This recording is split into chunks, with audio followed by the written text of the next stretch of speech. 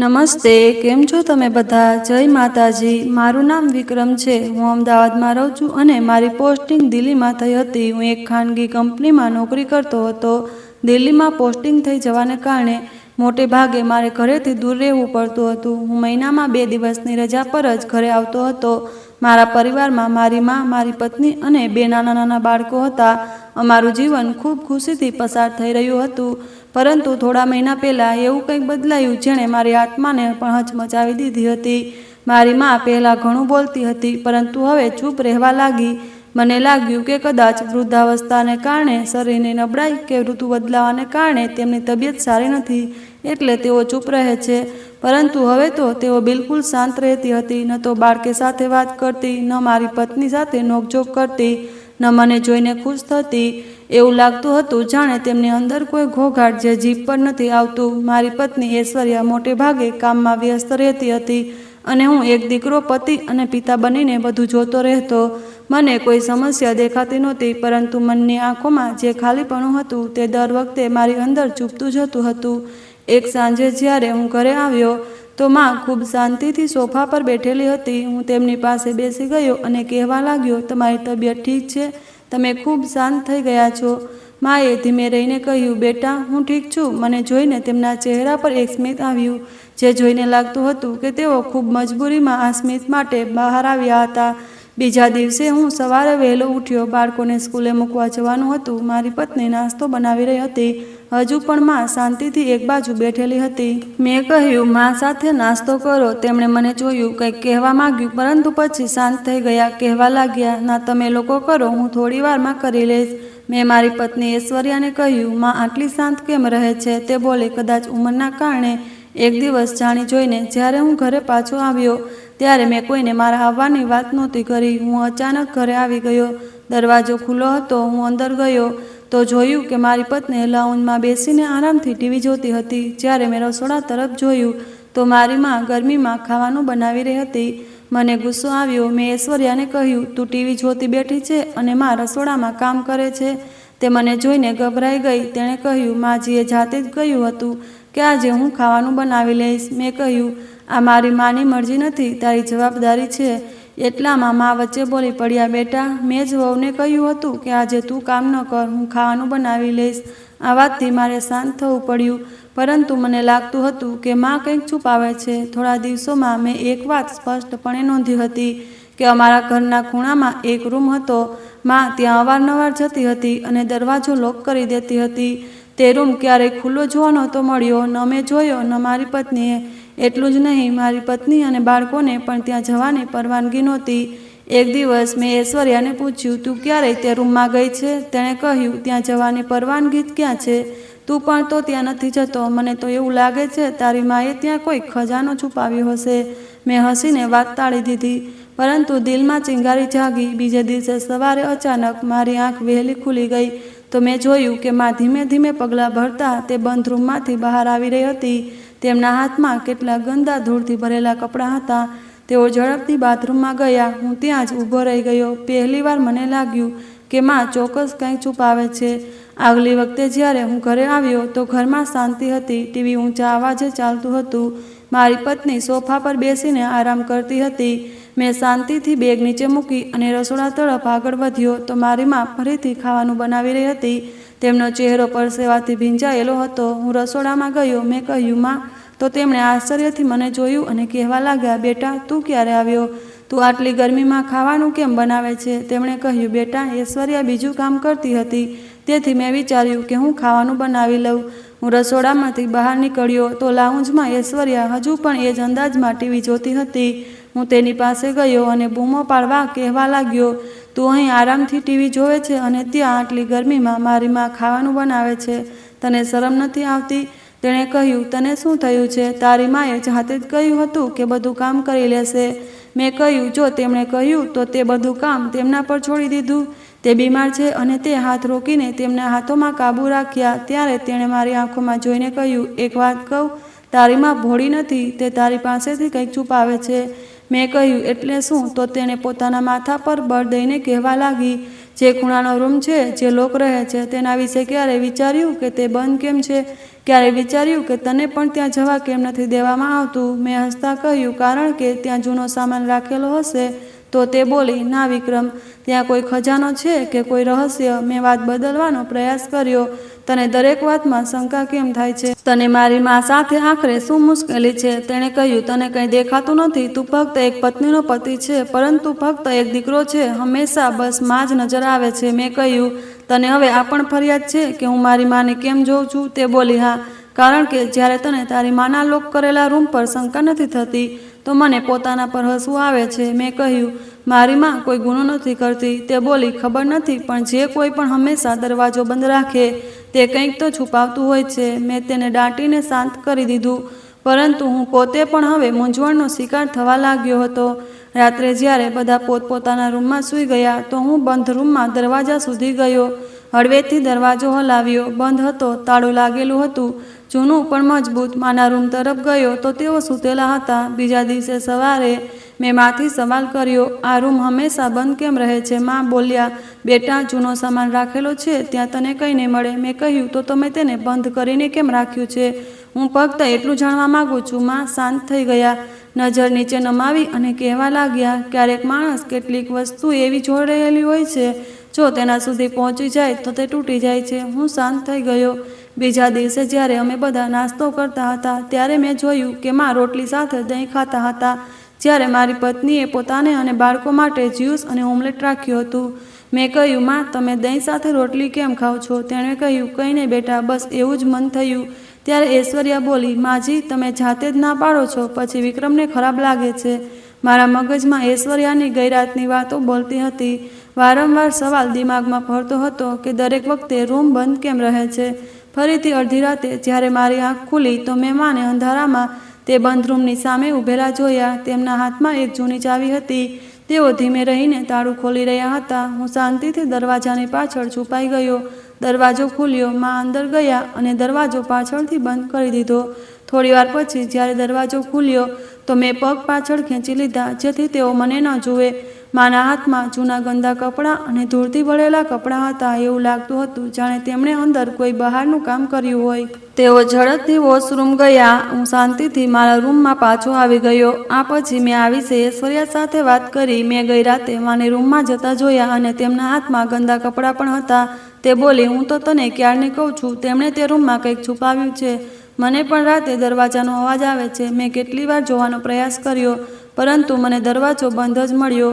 માં ઝડપથી આવી જાય છે. મેં કહ્યું, તે ક્યારેય તે રૂમમાં ડોકિયું કરવાનો પ્રયાસ નથી કર્યો? તે બોલી, એકવાર હું તારી માનો પીછો કરતા દરવાજા સુધી પહોંચી હતી, પરંતુ તેમણે પાછળ વળીને સખત શબ્દોમાં કહ્યું હતું કે આ રૂમ મારા માટે છે અને કોઈને તેની અંદર આવવાની પરવાનગી નથી. આ સાંભળીને મારું દિલ વધુ બેચેન થઈ ગયું. મેં નક્કી કરી લીધું કે આગલી વાર માં અંદર જશે તો હું ચોક્કસ તેમનો પીછો કરીશ. પછી મારી પત્નીએ મને કહ્યું કે માજી જ્યારે પણ તે રૂમમાંથી આવે છે, ત્યારે તેમના કપડામાંથી અજીબ સ્મેલ આવે છે. આ વાત મારી સમજમાં નહોતી આવતી કે અડધી રાતે તેઓ તે રૂમમાં કેમ જાય છે. આગલી રાતે હું જાગી રહ્યો હતો. થોડીવાર પછી ફરીથી એ જ બધું થયું. માં ધીમે ધીમે પગલાં ભરતા આવ્યા, ચાવીથી દરવાજો ખોલ્યો અને અંદર ગયા. આ વખતે હું ધીમે ધીમે દરવાજા સુધી આવ્યો. કાન લગાવીને સાંભળ્યું તો હળવો હળવો સરસરાટ સંભળાયો, જાણે કોઈની સાથે વાત થઈ રહી હોય. અચાનક એક ધીમી કણસવાની અવાજ આવી. મેં ઝડપથી પગ પાછળ હટાવ્યા અને મારા રૂમમાં પાછો આવી ગયો. સવારે મેં માને પૂછ્યું, તમે રાતે ક્યાં ગયા હતા? તેમણે ચોંકીને મને જોયું. કહેવા લાગ્યા, હું તો ક્યાંય નથી ગઈ, તારો વહેમ હશે. મેં કહ્યું, મેં જાતે તમને તે રૂમમાં જતા જોયા. તમારા હાથમાં કપડાં હતા. માએ નજર ચોરી લીધી. કહેવા લાગ્યા, હા બેટા, તે કેટલાક જૂના કપડાં હતા. સફાઈ કરતી હતી. મેં કહ્યું, અડધી રાતે? પહેલાં માં શાંત રહ્યા, પછી ધીમેથી રહીને કહેવા લાગ્યા, બેટા, કેટલીક વસ્તુઓ એવી હોય છે જે સમયે જ સમજાય. આ જવાબ મારા માટે પરેશાન કરનારો હતો. મેં વાત આગળ ન વધારી, પરંતુ નક્કી કરી લીધું કે હું સત્ય જાણીને જ રહીશ. મેં ઐશ્વર્યાને કહ્યું, આપણે તે રૂમમાં જવું પડશે. માં તો આપણને ક્યારેય પરવાનગી નહીં આપે. આપણે જ કોઈ રસ્તો શોધવો પડશે. હું કોઈ ચાવી બનાવનારો બોલાવું છું, જેથી આપણને તે રૂમની ચાવી મળી જાય. ઐશ્વર્યાએ મારી વાત કાપતા કહ્યું, એવું ન કરો, માનું દિલ તૂટી જશે. તે ગમે તેવી હોય, તારી માં છે. હું શાંત થઈ ગયો. કદાચ ઐશ્વર્યા સાચું કહેતી હતી, પરંતુ શંકા હવે હદ વટાવી ચૂકી હતી. એક દિવસ મેં માથી કહ્યું, તમે ઘણા દિવસથી બદલાયેલા લાગો છો, તે રૂમમાં શું છે? માએ ચોંકીને મારી તરફ જોયું, પછી શાંત રહીને બોલ્યા, બેટા, તે ફક્ત એક જૂનો રૂમ છે. તું વારંવાર એ જ વાત પર કેમ આવી જાય છે? મેં કહ્યું, કારણ કે હું જાણવા માંગુ છું કે આખરે ત્યાં શું છે જે તમે બધાથી છુપાવ્યું છે. ન હું જઈ શકું, ન મારી પત્ની જઈ શકે, ન બાળકો જઈ શકે. માં બોલ્યા, બેટા, પ્લીઝ તે રૂમ વિશે ન જાણ, નહીં તો બધું વિખેરાઈ જશે. મેં મોટા અવાજે કહ્યું, શું વિખેરાઈ જશે માં? તેમણે ધીમે રહીને કહ્યું, વિશ્વાસ, રિશ્તો અને બધું. મેં કહ્યું, તો શું હું એટલું નબળો છું કે સત્ય ન જાણું? માં શાંત થઈ ગયા, તેમનો ચહેરો ઝૂકી ગયો, આંખોમાં અજાણી ભીનાશ આવી ગઈ. સાંજે મેં ઐશ્વર્યા સાથે વાત કરી. માં કંઈ પણ કહેવા તૈયાર નથી, ફક્ત એટલું કહે છે કે બધું તૂટી જશે. ઐશ્વર્યાએ આંખો ચડાવતા કહ્યું, કારણ કે તે જાણે છે કે બધું બહાર આવશે તો તેમનો ચહેરો પણ બેનકાબ થઈ જશે. તેણે કહ્યું, એકવાર દરવાજો ખોલ, બધું બહાર આવી જશે, નહીં તો તું આમ જ શંકામાં રહીશ. મેં કહ્યું, માએ વિનંતી કરી, પછી હું કેવી રીતે જબરદસ્તી કરું? ઐશ્વર્યા મારી નજીક આવી, ધીમે રહીને કહેવા લાગી, ક્યાં સુધી માની શાંતિ બધા પર ભારે રહેશે? ક્યારેક વિચાર્યું કે જો અંદર ખરેખર કંઈક ખરાબ હશે તો તારી આ શાંતિ પણ પાપ બનીને રહી જશે. ઐશ્વર્યા બિલકુલ સાચું કહેતી હતી, પરંતુ મારીમાં એટલી પણ ખોટી ન હોઈ શકે.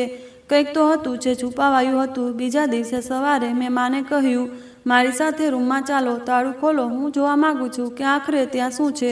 હું દરવાજા સામે ઊભો હતો, હાથમાં ચાવી હતી જે મેં દરવાજાના પાછળના ખૂણામાંથી કાઢી હતી, જ્યાં માં હંમેશા જતી હતી. મેં ચાવી તાળામાં નાખી. પાછળથી માનો અવાજ આવ્યો, બેટા, આવું ન કર, દરવાજો ન ખોલ.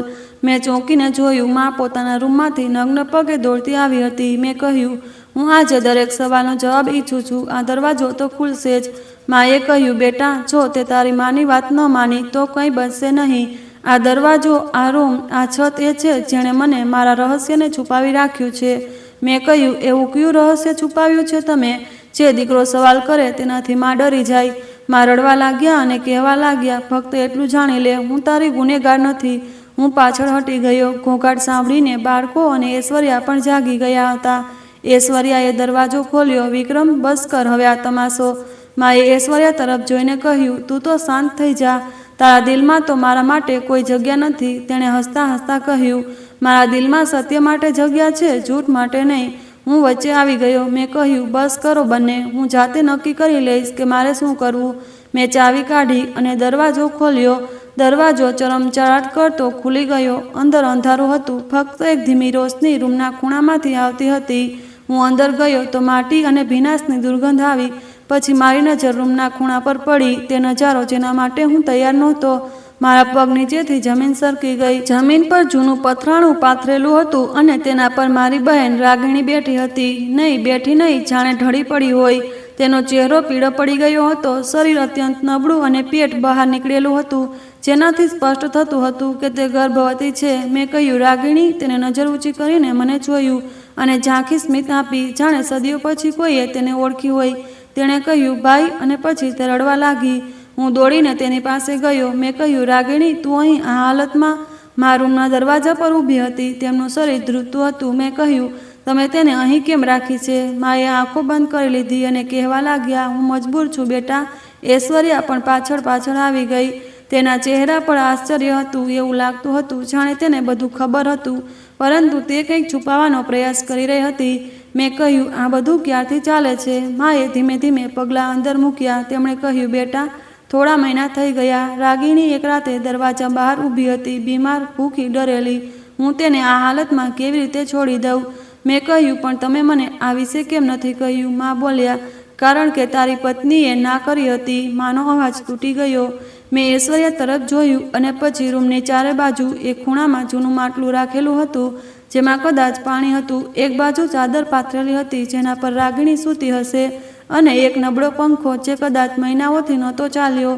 મેં કહ્યું, તું અહીં કેવી રીતે જીવતી હતી રાગિણી? તેણે કહ્યું, માએ મને પોતાના હિસ્સાનું અડધું ખાવાનું આપતી હતી અને પોતે બચાવીને ક્યારેક દહીં, ક્યારેક મીઠું ખાતી હતી.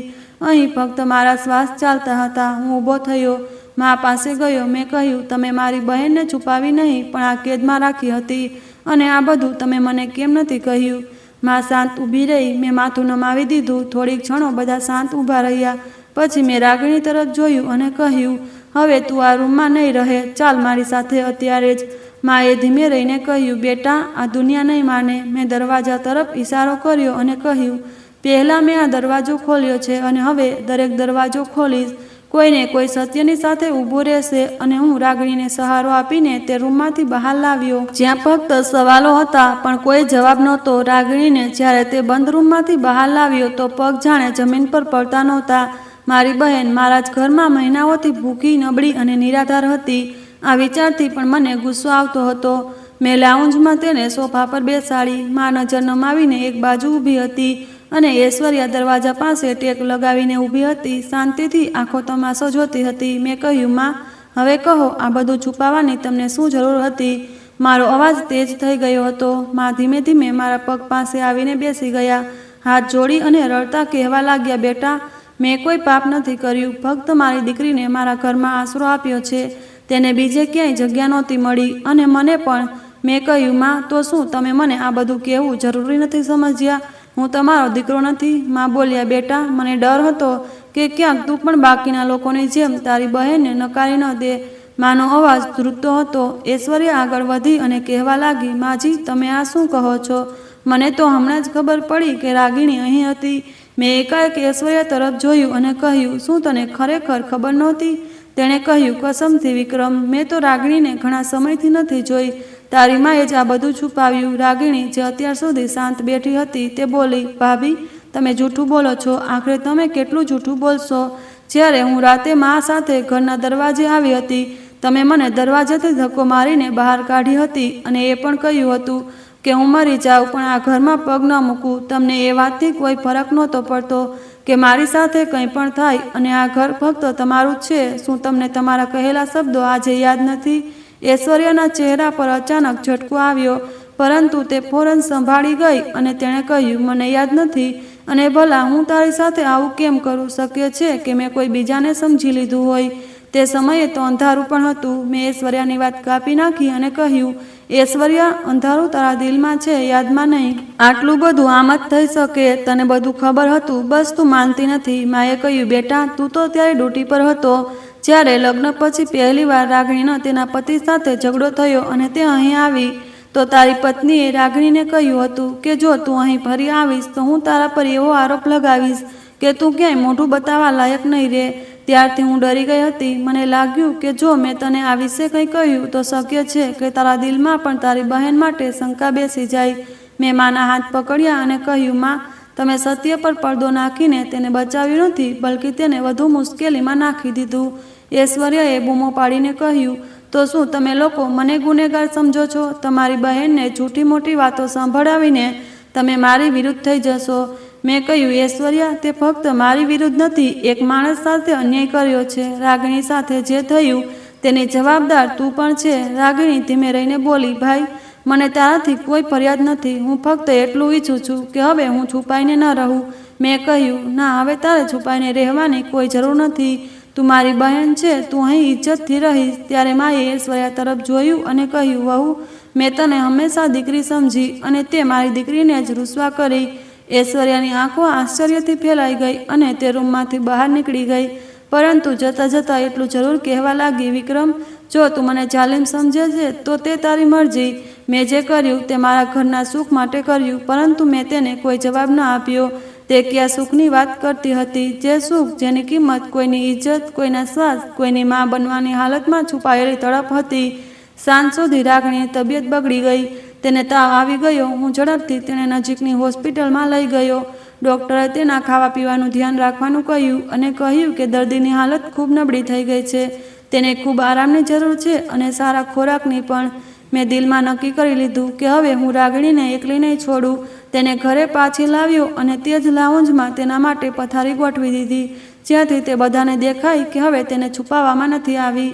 રાતે હું મા પાસે ગયો. મેં પૂછ્યું, તમે કંઈ કહેવા માગો છો? માએ લાંબો શ્વાસ લીધો અને કહેવા લાગ્યા, બેટા, સત્ય તો હજુ બાકી છે. હું સમય આવે ત્યારે તને બધું કહીશ. મેં તેમની તરફ જોયું. મેં કહ્યું, માં, હવે સમય આવી ગયો છે અને તમારે હવે શાંત રહેવાની પણ કોઈ જરૂર નથી.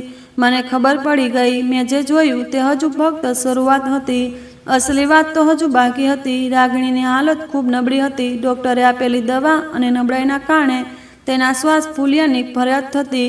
મેં તેના માટે રજા લઈ લીધી અને હવે હું ઘરે જ રહેતો હતો. તે રાતે માં મારી પાસે આવ્યા, દરવાજો બંધ કર્યો અને મારું બાજુમાં બેસી ગયા. હું મોબાઈલ બંધ કરી ચૂક્યો હતો. માએ ધીમે રહીને કહ્યું, બેટા હવે કદાચ સમય આવી ગયો છે. મેં માથું હલાવ્યું અને કહ્યું, માં હું બધું સાંભળવા માંગુ છું. માએ આંખોમાં આંસુ સાથે કહેવાનું શરૂ કર્યું કે જ્યારે તારી બહેન રાગિણીના લગ્ન થયા ત્યારે શરૂઆતમાં તેના પતિ સાથે બધું બરાબર હતું, પરંતુ ધીમે ધીમે તેના પતિનું વર્તન બદલાવા લાગ્યું. તે નાની નાની વાતો પર રાગિણી સાથે ઝઘડો કરતો, રોકટોક કરતો, એટલે સુધી કે તેને માયકે આવવા પણ નહોતો દેતો. ફોનનો ઉપયોગ કરવા પર પણ તેને પ્રતિબંધ મૂક્યો હતો. આ બધું સમય સાથે વધતું ગયું. મેં કહ્યું, તો તમે મને આ વિશે કેમ નથી કહ્યું? માં બોલ્યા, બેટા રાગિણીએ જ મને ના પાડી હતી કે ભાઈને આ વિશે કંઈ ન કહે. તે ઈચ્છતી હતી કે તું બેફિકર રહે. મેં પોતાનું ઘર બચાવવા માંગતી હતી. માએ ઊંડો શ્વાસ લીધો અને કહ્યું. પછી એક દિવસ તે નારાજ થઈને અહીં આવી. તેની આંખો પર નીલ પડેલા હતા. મેં પૂછ્યું, તે તો બોલી કે નીચે પડી ગઈ હતી અને મને લાગ્યું શક્ય છે કે તે સાચું કહેતી હોય. પરંતુ જ્યારે ઐશ્વર્યાએ જોયું તો તેણે અલગ જ રીતે જોયું. તારી પત્નીએ રાગિણીને કહ્યું, હવે અહીં આવવાની જરૂર નથી. તારા પતિએ ઝઘડો કરીને તને અહીં મોકલી છે, એ હું સારી રીતે જાણું છું. જેમ રહે તેમ તારા ઘરમાં ગોઠવાઈ જા. મેં તારી પત્નીને ઘણું સમજાવવાનો પ્રયાસ કર્યો, પરંતુ તે રાગિણીને વાતો સાંભળ્યા વિના શાંત ન રહી. પછી તે રાતે રાગિણીએ નક્કી કર્યું કે તે કાલે જ પોતાના સાસરે પાછી જશે. ઐશ્વર્યાએ કહ્યું, જો તે અહીં રહેશે તો બીજા દિવસે પોલીસને ફોન કરીને કહી દઈશ કે રાગિણી કોઈ બીજા પુરુષ સાથે જોવા મળી છે. તેના નાજાયજ સંબંધો છે. આ સાંભળીને મેં મારી મુઠ્ઠીઓ બાંધી લીધી. મેં કહ્યું, ઐશ્વર્યાએ ખરેખર આવું કહ્યું હતું? માં બોલ્યા, હા બેટા, તેનું કહેવું હતું કે જો રાગિણી પાછી આવશે તો તું તેને જાયદાદમાંથી હિસ્સો આપીશ, અને આ વાત તારી પત્નીને ગમતી નહોતી. મેં કહ્યું, માં તમે આ વાત મને તે સમયે કેમ ન કહી? માએ મારા હાથ પર હાથ મૂક્યો અને કહેવા લાગ્યા, બેટા મને ડર હતો કે તું તારી બહેનને ખૂબ પ્રેમ કરે છે. આ બધું સાંભળીને તું ખૂબ લાગણીશીલ થઈ જઈશ. મને લાગ્યું કે તું ઐશ્વર્યા પર શંકા કરીશ. આ રીતે તારું ઘર બરબાદ થઈ જશે. એ જ ક્ષણે દરવાજા પર હળવી દસ્તક થઈ. દરવાજા પર ઐશ્વર્યા હતી. તેના ચહેરા પર એ જ ગંભીરતા હતી, પરંતુ હવે બેચેની પણ ઝલકતી હતી. તેણે દરવાજા પર ઊભીને કહ્યું, મારે વાત કરવી છે. મેં કહ્યું, હવે શું બાકી રહ્યું છે વાત કરવા? તે બોલી, બસ એટલું કહેવું છે કે મને તારી બહેન આ ઘરમાં બિલકુલ બરદાસ્ત નથી. હા, મેં તેની વિરુદ્ધ કડક શબ્દો કહ્યા અને કદાચ ખોટું વર્તન પણ કર્યું, પરંતુ તને શું લાગે છે કે તું હંમેશા ફક્ત તેનો જ ભાઈ હતો?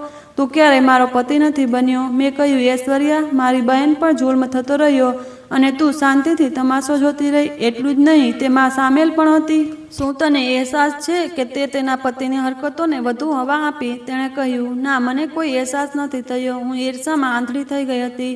પરંતુ શું આ સાચું નથી કે તું હંમેશા તારી બહેનની ફિકરમાં જ લાગેલો રહેતો હતો? મેં કહ્યું, કારણ કે તે મજબૂર હતી. એકવાર પણ તેને મને ક્યારેય પોતાની રીતે કંઈ નથી કહ્યું. તું તો મારી સાથે રહીને પણ મારી પાસેથી છુપાવીને મારી બહેન માટે કાવતરું ઘડતી રહી. ઐશ્વર્યા શાંત થઈને પાછળ વળી ગઈ. હું જાણતો હતો કે આ બહસ ખતમ નહીં થાય. માની વાત ઐશ્વર્યાના આવવાથી અધૂરી રહી ગઈ. બીજા દિવસે સવારે રાગિણીને હોસ્પિટલ લઈ ગયો. ડૉક્ટરે કેટલાક ટેસ્ટ કરવાનું કહ્યું હતું. મારી બહેનનું અલ્ટ્રાસાઉન્ડ થઈ રહ્યું હતું અને હું બહાર ઊભો હતો. મારા મગજમાં વારંવાર માની રાતવાળી વાતો ગૂંજતી હતી. રાગિણીની બીમારી, તેની શાંતિ અને તેની આંખોમાં છુપાયેલો ડર.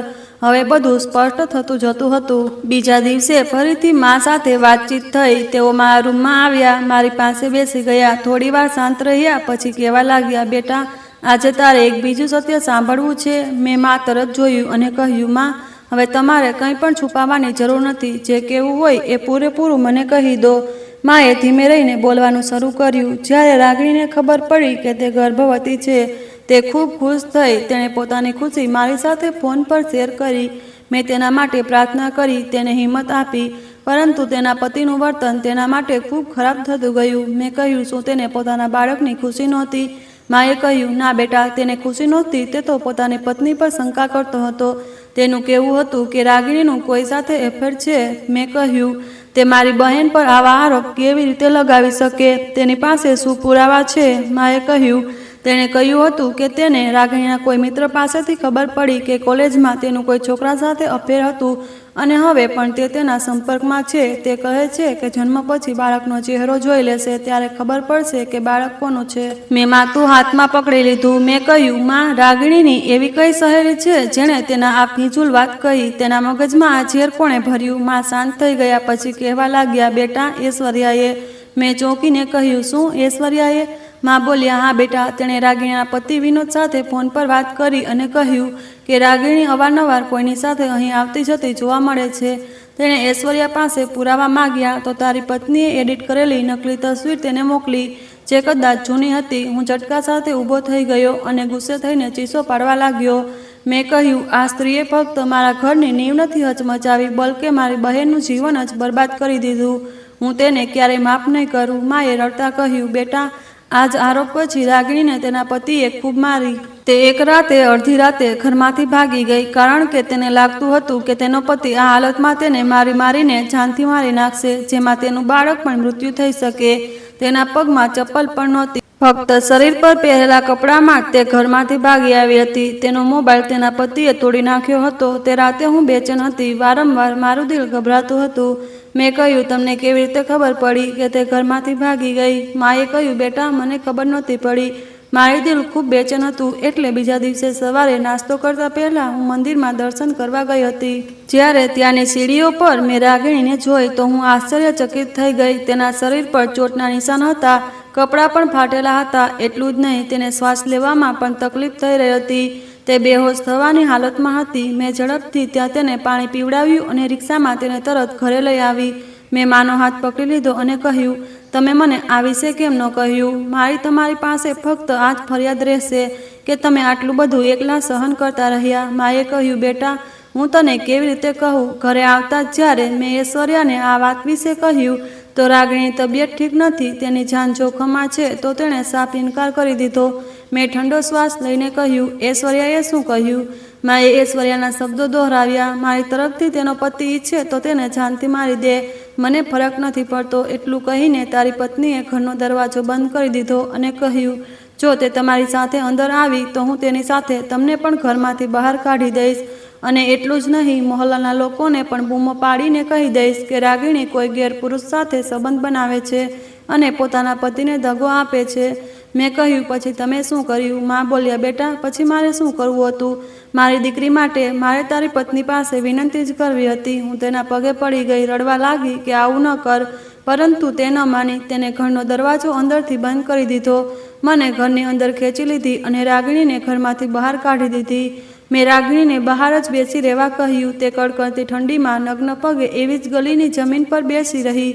મારી આંખો સામે જાણે તે દેખાવા લાગી. મારી બહેન દિવાલને ટેકો લઈને ગર્ભવતી હાલતમાં ઠંડીથી ધ્રુજતી અને શાંતિથી. માએ પછી કહ્યું કે સવાર પહેલાં જ્યારે બધા સૂતા હતા ત્યારે મેં દિવાલની પાછળથી તેને અંદર બોલાવી અને પછી તે રૂમમાં છુપાવી દીધી. એ જ રૂમ જેમાં તેને જોઈ મને ગુસ્સો આવ્યો. મેં દિવાલ પર જોરદાર મુક્કો માર્યો. મેં કહ્યું, મારા ઘરમાં આ બધું થતું રહ્યું અને મને કંઈ ખબર ન પડી?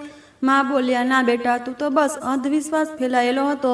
મને ખૂબ ગુસ્સો આવતો હતો. હું તે જ સમયે મારા રૂમમાંથી બહાર નીકળ્યો, બીજા રૂમમાં ગયો જ્યાં ઐશ્વર્યા બાળકો સાથે બેઠી હતી. મેં બૂમો પાડીને કહ્યું, તે રાગિણીના પતિ સાથે વાત કરી હતી? ઐશ્વર્યાએ ચોંકીને મને જોયું અને બોલી, કોણ કહે છે તને? મેં તેની વાત સાથે કરી. મેં કહ્યું, માએ મને કહ્યું છે અને એ પણ કહ્યું કે તે રાગિણી વિરુદ્ધ ખોટી વાતો કહી, ફોટો, આરોપ, બધું મને ખબર પડી ગઈ. ઐશ્વર્યા સીધી બેસી ગઈ. ઠીક, તો તને બધું ખબર પડી ગયું? તો એ પણ સાંભળ કે મેં આ બધું મારું ઘર બચાવવા માટે કર્યું. મેં કહ્યું, તને લાગતું હતું કે મારી બહેન અહીં આવીને હંમેશા માટે રોકાઈ જશે? હા, કારણ કે તારું ધ્યાન અને તારો પ્રેમ બધું જ તેના માટે થઈ જતું હતું. મેં કહ્યું, તો તેના બદલે તેમ તેને ઘરમાંથી જ કાઢી નાખી, એ પણ એવી હાલતમાં જ્યારે તેને તારા સહારાની જરૂર હતી. ઐશ્વર્યા શાંત થઈ ગઈ. હું દરવાજામાંથી બહાર નીકળ્યો. અંધારું ફક્ત રાતમાં જ નથી, કેટલાક અંધારા માણસની અંદર પણ હોય છે. અને આજે હું તે અંધારા સાથે પહેલીવાર આંખ મેળવતો હતો. મા સાથે જેમ જેમ આ પહેલીઓ સુલઝાવા લાગ્યું, દરેક વખતે એક નવી હકીકત મારી સામે ખુલતી આવી. રાગિણીની હાલત ફક્ત બીમારી કે નબળાઈનું પરિણામ નહોતું, આ વર્ષોની નિર્દયતા, જુલ્મ અને નફરતનું કારણ હતું. બીજા દિવસે મેં રાગિણી માટે ઘરમાં ફળો, જ્યુસ લાવીને રાખ્યા જેથી તે બરાબર ખાવું પીવું કરી શકે. તે પોતાના રૂમમાં શાંતિથી પડી રહેતી હતી. ડૉક્ટરના કહેવા મુજબ તેને પૂરેપૂરો આરામ કરવાની જરૂર હતી. હું શાંતિથી તેની પાસે બેસી રહેતો. તેની આંખો બંધ હતી, પરંતુ ચહેરા પર એ જ ગભરાટ હતું જે સતત એક ડર સાથે જોડાઈ જતું હતું. રાતે માં મારી પાસે આવ્યા. મેં જાતે જ દરવાજો ખોલી દીધો હતો. તેમને બોલવાની જરૂર ન પડી. તેમણે કહ્યું, બેટા, આજે તારે તે રહસ્ય જાણવું છે જ્યારે રાગિણીએ તે રાત દિવાલની સાથે વિતાવી હતી. મેં તેમને મારી સામે બેસાડ્યા. માની આંખોમાં આંસુ આવી ગયા અને તેમણે પોતાની વાત શરૂ કરી. બેટા, તે રાતે ખૂબ ઠંડી હતી. મેં રાગિણીને ઘરની અંદર લાવવાનો પ્રયાસ કર્યો, પરંતુ ઐશ્વર્યાએ દરવાજો બંધ કરી દીધો હતો. દરવાજા પર તાળું લાગી ગયું હતું. હું આંગણામાં જ રાગિણી માટે તડપતી રહી, ચક્કર કાપતી રહી કે ખબર નહીં મારી દીકરી ઘરની બહાર કેવી હાલતમાં હશે. પછી છતની દિવાલ પાસે જઈને તેને અવાજ લગાવ્યો. તેની હાલત ખૂબ ખરાબ હતી, પરંતુ તે કંઈ બોલતી નહોતી. મેં ખૂબ મુશ્કેલીથી તેને ઘરની અંદર લીધી. મેં કહ્યું, માં, હું ફરીથી તમને એ જ સવાલ કરીશ કે તમે મને આ વિશે કેમ નથી કહ્યું? માએ કહ્યું, બેટા, તારી પત્નીએ કહ્યું હતું કે જો વિક્રમને આ વિશે કંઈ ખબર પડી તો હું જાતે જ તેને છોડીને ચાલી જઈશ અને એ જ કહીશ કે તારી માં અને બહેન જૂઠું બોલે છે. આ રાગિણીએ કોઈ મોટું પાપ કર્યું છે. મેં કહ્યું, માં, તમારે આવી રીતે નબળા ન પડવું જોઈએ હતું. તમે એકવાર તમારા દીકરા પર ભરોસો તો કરી જોત. આ તો તમારો ડર હતો. માં બોલ્યા, ના બેટા, ડર નહીં, આ એક માની લાચારી હતી. ન તો હું એક બાજુ મારી દીકરીને તકલીફમાં જોવા માંગતી હતી, ન તો બીજી બાજુ મારા દીકરાનું ઘર બરબાદ થતું જોવા માંગતી હતી. બેટા, તે રાતે તારી બહેન ખૂબ મુશ્કેલીથી દિવાલ પર ચડીને અંદર ઘરની આવી. જ્યારે અડધી રાતે તારી પત્ની ગાઢ નિંદ્રામાં સૂતી હતી, ત્યારે હું મારી સાડી લઈ આવી અને સાડીઓને મજબૂત રીતે બાંધી તેને એટલી લાંબી કરી કે તે બહાર જમીન સુધી પહોંચે. મેં રાગિણીને કહ્યું કે આને પકડી ખેંચતી ઉપર આવી જા. મેં કહ્યું, માં, તમે તેને ખેંચી લીધી? માં બોલ્યા, હા બેટા, મારી મમતાએ મને શક્તિશાળી બનાવી દીધી. હું મારી દીકરીને કડકડતી ઠંડીમાં એકલી અને એવી હાલતમાં રસ્તા પર કેવી રીતે છોડી શકું? મારા હાથ સૂજી ગયા હતા. ખૂબ મુશ્કેલીથી મેં રાગિણીને દિવાલના સહારે ખેંચીને લીધી અને પછી ખૂબ મુશ્કેલીથી તેને શાંતિથી નીચે ઉતારી. પછી તેને રૂમમાં લઈ જઈને બંધ કરી દીધી. મેં કહ્યું, તો તમે તેને રૂમમાં કેવી રીતે રાખતા રહ્યા? તેણે ખાવા પીવાનો બંદોબસ્ત કેવી રીતે કર્યું? કારણ કે ઐશ્વર્યાને તો ખબર જ નહોતી કે રાગિણી ઘરમાં પણ રહે છે. માએ આંખો બંધ કરીને યાદ કર્યું, બેટા, જે કંઈ તારી પત્ની મને ખાવા માટે આપતી હતી તેમાંથી મારા હિસ્સાનું ખાવાનું બચાવીને હું અડધું શાંતિથી રાગિણીને આપી દેતી હતી. હજી વાસી રોટલી જે રાતની બચી હતી તેના પર મીઠું મરચું નાખીને તેને ખવડાવી દેતી. દહીં જો મળે તો 2 ચમચી બચાવીને તેને રોટલી સાથે આપી દેતી, જેથી મારી દીકરીના પેટમાં કંઈક તો જાય. આમ પણ આ સમયે તેને ખાવા પીવાની વધુ જરૂર હતી. મેં કહ્યું, માં, શું ઐશ્વર્યા તમને પણ ખાવાનું નહોતી આપતી? માએ હસતા હસતા આંખો ખોલી. બેટા, આ ઘરમાં તારી પાછળ તારી પત્નીનો જ રાજ ચાલતું હતું. ઘરના બધા કામ મારી પાસે કરાવતી, તેમ છતાં મને પેટ ભરીને ખાવાનું નહોતી આપતી. મારા જ હાથે બનાવેલું ખાવાનું તે પોતે પણ શોખથી ખાતી અને બાળકોને પણ શોખથી ખવડાવતી. પરંતુ તે મારી સામેથી ખાવાનું ઉઠાવી લેતી અને કહેતી, તમને ખાવાની શું જરૂર છે? તમને ખબર છે કે હું અને મારા બાળકો ફક્ત તાજી રોટલી જ ખાઈએ છીએ. તમે તો એમ પણ 2-3 રોટલી વધારે બનાવો છો.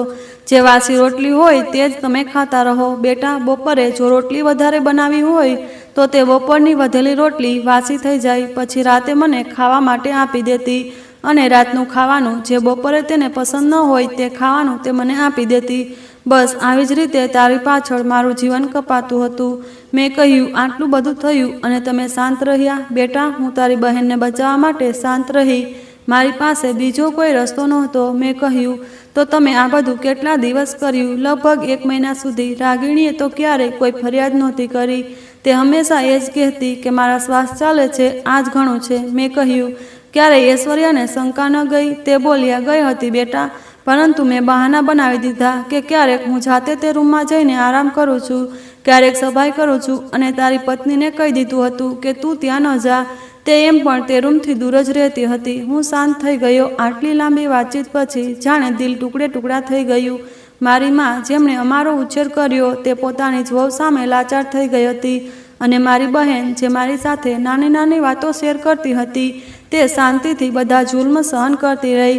મેં માંથી એક આખરી સવાલ કર્યો, શું ઐશ્વર્યાને ખબર હતી કે તમે તમારા હિસ્સાનું અડધું ખાવાનું રૂમમાં લઈ જતા હતા?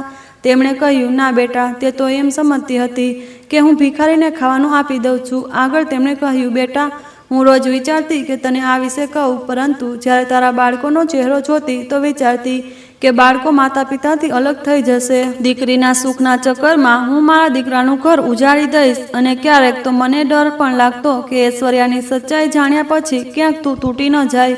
મેં કહ્યું, માં, હું તો હવે પણ તૂટી ગયો છું. ફરક ફક્ત એટલો છે કે હવે મને ખબર છે કે મારી પાસેથી શું શું છુપાવવામાં આવ્યું. હું પૂરેપૂરો શાંત થઈ ગયો હતો. મેં દિલમાં એક નિર્ણય લઈ લીધો હતો. બપોરનો સમય હતો. હું રાગિણીને હોસ્પિટલમાંથી ડિસ્ચાર્જ કરાવીને ઘરે લઈ આવ્યો હતો. હવે તેની હાલત થોડી સારી લાગતી હતી, પરંતુ તે પૂરેપૂરો શાંત હતી. એવું લાગતું હતું કે બોલવાથી પણ ડરે છે, જાણે કોઈ ફરીથી તેનું કંઈક છીનવી લેશે. માં તેની સાથે રૂમમાં હતી. હું લાઉન્જમાં બેઠો હતો. મેં ઐશ્વર્યાને રૂમમાં બોલાવી, દરવાજો બંધ કર્યો અને તેની સામે બેસી ગયો. મેં કહ્યું, આજે કોઈ બહાનું નહીં, ફક્ત તારા મોઢેથી બધું સાંભળવું છે. સાચું તો મને પહેલેથી જ ખબર છે. ઐશ્વર્યાએ મારી તરફ જોયું. તેના શબ્દોમાં હજી પણ ઘમંડ હતો. તે બોલી, શું સાંભળવું છે તને? એ જ વાતો જે તારી માએ તને કહી છે? મેં કહ્યું, મારી માએ મને જે કહ્યું તે તારા વર્તનનો અડધો ચહેરો હતો. બાકીનું હું તારા મોઢેથી સાંભળવા માગું છું કે શું તે ખરેખર રાગિણીના પતિને ભડકાવ્યો હતો? ઐશ્વર્યાએ કહ્યું, હા, કર્યું હતું.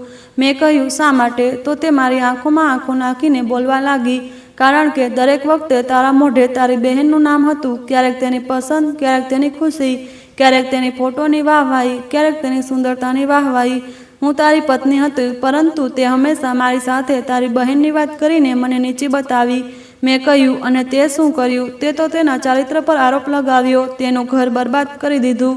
તેણે કહ્યું, મને જે યોગ્ય લાગ્યું તે મેં કર્યું. ઐશ્વર્યાની જીભમાં પસ્તાવો નહોતો. મેં કહ્યું, તને શું લાગ્યું કે તું તેનું ઘર બરબાદ કરીને શાંતિથી બેસી જઈશ? ઐશ્વર્યાએ ઠંડો શ્વાસ લીધો અને બોલવા લાગી, મેં ક્યારેય નહોતું ઈચ્છ્યું કે રાગિણી અહીં આવીને રહે. મને લાગ્યું હતું કે લગ્ન પછી તે પોતાના ઘરમાં ખુશ રહેશે, પરંતુ જ્યારે તેની મુશ્કેલીઓની વાતો તારા મોઢેથી સાંભળવા મળી તો મને લાગ્યું કે તું અને હું વચ્ચેનો પ્રેમ તારી બહેનના કારણે ઓછો થઈ જશે. મેં કહ્યું, તો તે તેને ઘરમાંથી કાઢી નાખી, તેના પતિને ભડકાવ્યો. માને ડર આવ્યા, તેમને શાંત કરી દીધા. તેણે કહ્યું, વિક્રમ, હું ફક્ત મારું ઘર બચાવવાની કોશિશ કરતી હતી. મેં કહ્યું, તને શું લાગે છે હવે તું મારી બની રહીશ? એવું બિલકુલ નહીં થાય. કોઈનું ઘર ઉજાડીને, કોઈના ચરિત્ર પર કાદવ ઉછાળીને, કોઈનું ઘર બરબાદ કરીને જો તું તારું ઘર વસાવવા માંગે છે તો એવું ક્યારેય નહીં થાય. ઐશ્વર્યાએ એક ક્ષણ માટે આંખો બંધ કરી, જાણે દલીલો કરતાં કરતાં થાકી ગઈ હોય. તેણે કહ્યું, વિક્રમ, મેં આ બધું ઈર્ષાને કારણે કર્યું. મેં કહ્યું, તે તેના પતિને શું કહ્યું હતું? તેણે કહ્યું, એ જ તે જન ખબર છે. મેં કહ્યું, તે મારી બહેન સાથે ખૂબ ખરાબ વર્તન કર્યું અને તેના પતિએ પણ તારા ભડકવાથી આગમાં તેને ખરાબ રીતે મારી, જેના કારણે તે અહીં ભાગીને આવી હતી, જેથી તે તેની જાન ન મારી નાખે. તે માને મંદિરની સીડીઓ પર મળી હતી. જો તે ક્યાંક બીજે ગઈ હોત તો કદાચ અમને આજ સુધી તેનો પતો ન હોત અને તું શાંતિથી સૂતી રહી, પરંતુ હવે તારા જીવનમાં શાંતિ નહીં આવે. ઐશ્વર્યા શાંત થઈ ગઈ. મેં કહ્યું, તું તારા ઘરે જઈ શકે છે ઐશ્વર્યા. હું કાલે જ દિવસના પેપર તારા ઘરે લઈ આવીશ. અને હા, બાળકો મારી સાથે રહેશે. હું ક્યારેય મારા બાળકોને તને નહીં આપું, કારણ કે જે સ્ત્રી ઈર્ષા અને હત્સમાં બીજી સ્ત્રીને હેરાન કરી શકે, તે ઈર્ષાની આગમાં પોતાના બાળકોને પણ બરબાદ કરી શકે. ઐશ્વર્યાએ ચોંકીને મારી તરફ જોયું અને બોલી, ના ના વિક્રમ, તું આવું ન કરી શકે. આપણા બે નાના નાના બાળકો છે. હું મારા બાળકો વિના ન રહી શકું. મેં કહ્યું, ના, તું તારા માયકે જઈશ, તું તારા ભાઈઓ પાસે જઈશ, જ્યાં તારી ઇજ્જત પણ નથી. હું જાણું છું કે ત્યાં તારી ઇજ્જત નથી, તો તે લોકો મારા બાળકોનું શું ધ્યાન રાખશે? તું તારી હાલતની જવાબદાર જાતે જ છો. મેં તેને કહ્યું, તારું સામાન પેક કર અને હમણાં જ આ ઘર છોડીને જઈ શકે છે. તે રડવા લાગી, બૂમો પાડવા લાગી, પરંતુ હવે મારી પાસે માફીની કોઈ ગુંજાઈશ નહોતી. તેણે મારી બહેન સાથે જે કર્યું તે બધું ખૂબ ખોટું હતું. તે વારંવાર રડતી હતી, બાળકો સાથે લપેટાતી હતી, પરંતુ મેં તેને ઇજ્જતથી અહીંથી જવા કહ્યું. હું જાણતો હતો કે તેના માયકે તેની કોઈ ઇજ્જત નથી. તેના માતા પિતા તો મરી ગયા છે. તેના ભાઈ ભાભી તેને ક્યારેય મોઢું નહોતા લગાવતા, એટલે જ તે ક્યારેય પોતાના માયકે નહોતી જતી. પરંતુ હવે જ્યારે તે હંમેશ માટે ત્યાં જશે તો તેને અહેસાસ થશે કે એક બહેનને મુશ્કેલીના સમયે પોતાના માયકે ન જાય તો ક્યાં જાય. હું ઈચ્છતો હોત તો તેને આ સજા ન આપત, પરંતુ હું મારી બહેનની આંખોમાં આંસુ ન જોઈ શકતો. મારા માટે મારી માનો પ્રેમ પોતાની જગ્યાએ હતો, બહેનનો પ્રેમ પોતાની જગ્યાએ હતો, અને ઐશ્વર્યા અને બાળકોનો પ્રેમ પણ પોતાની જગ્યાએ હતો. પરંતુ તે ઈચ્છતી હતી કે હું મારી બહેનને પણ છોડી દઉં, માને પણ છોડી દઉં અને ફક્ત તેના પર ધ્યાન આપું. એવું ન થઈ શકે. તે ખૂબ રડી. પછી મેં તેને તેના માયકે મોકલી દીધી. બાળકો સાથે ન ગયા. બીજા દિવસે મેં ડિવોર્સના પેપર તૈયાર કરાવીને તેના માયકે મોકલી દીધા. તેના ભાઈઓએ મારી સાથે વાત કરવાનો પ્રયાસ કર્યો, પરંતુ મેં કોઈની સાથે વાત ન કરી. હું હવે મારી બહેન સાથે રહેવા માંગતો હતો, તેનું ધ્યાન રાખવા માંગતો હતો. ઐશ્વર્યા તેના માયકે ગઈ ચૂકી હતી. બાળકો મારી સાથે હતા. બાળકોને થોડા દિવસો સુધી તેમની માની યાદ આવી, પરંતુ મારી માએ તેમને સંભાળી લીધા. બીજી તરફ મેં વિનોદની વિરુદ્ધ પોલીસમાં ફરિયાદ નોંધાવી હતી. તેણે મારી બહેન સાથે જે કર્યું હતું તે સારું નહોતું.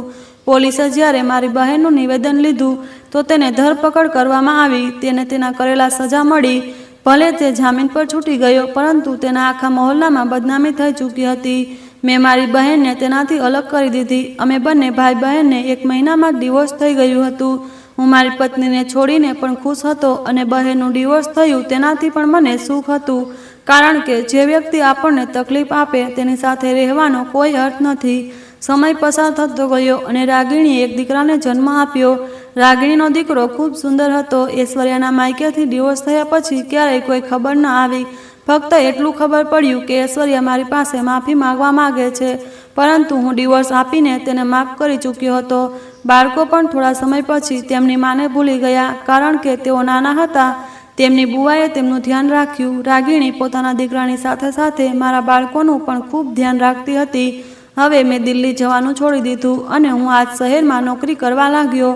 થોડા સમય પછી માએ મારા બીજા લગ્ન કરાવી દીધા. જે છોકરી સાથે મારા લગ્ન થયા તે ખૂબ સારી હતી. રાગિણીના બીજા લગ્ન ન થઈ શક્યા, કારણ કે તે બીજા લગ્ન કરવા નહોતી માંગતી. તેણે નિર્ણય લઈ લીધો હતો કે હવે તે પોતાના દીકરાનો ઉછેર કરશે. તે ભણેલી ગણેલી હતી, એટલે તેણે નોકરી શરૂ કરી. પોતાના પગ પર ઊભી રહી. પોતાના દિલમાંથી જુલમ સહન કરવાનો ડર કાઢી નાખ્યો અને હવે તે પોતાના દીકરાનો ઉછેર જાતે કરે છે.